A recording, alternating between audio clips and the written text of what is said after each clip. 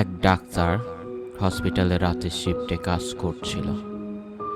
এই হসপিটালের বিশেষ এক নিয়ম ছিল, ভর্তি পেশেন্টদের হাতে সবুজ ব্যান্ড লাগানো থাকতো আর মৃত রোগীদের পরিয়ে দেওয়া হতো লাল ব্যান্ড। সেই রাতে বেসমেন্ট থেকে কিছু মালামাল নিয়ে আসার প্রয়োজন ছিল, তাই ডাক্তার এগিয়ে গেলেন লিফটের দিকে। লিফটের বাটন চাপ দিলেন। যখন লিফটের দরজা খুলে গেল, তিনি দেখলেন সেখানে এক মহিলা পেশেন্ট দাঁড়িয়ে। সেটা অস্বাভাবিক কিছু না। যারা দীর্ঘদিন ধরে ভর্তি আছেন তাদের হাঁটা চলার অনুমতি দেওয়া হয়, তারা হসপিটালের ভেতরে পায়চারা করতে পারবে। তবে নিয়ম হলো রাত 10টার আগে বিছানায় ফেরত যাওয়া।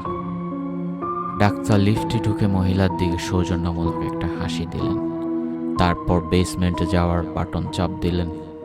কিন্তু ডাক্তার যেটা খেয়াল করলেন, মহিলা আগে থেকে কোনো বাটন চাপ দেয়নি। তার মানে উনিও কি আমার সাথে বেসমেন্টে যাচ্ছেন?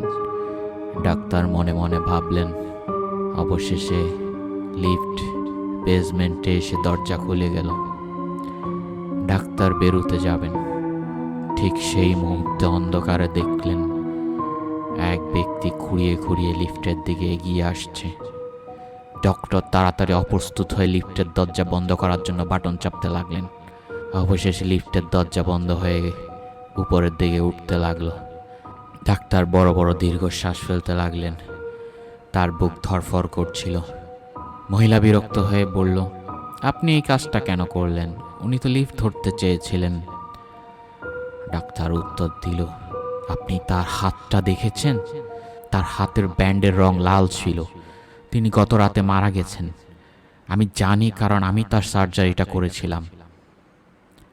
হাসি মাখা মুখে মহিলা তার হাত তুলে দেখালো, ঠিক এই রকম লাল।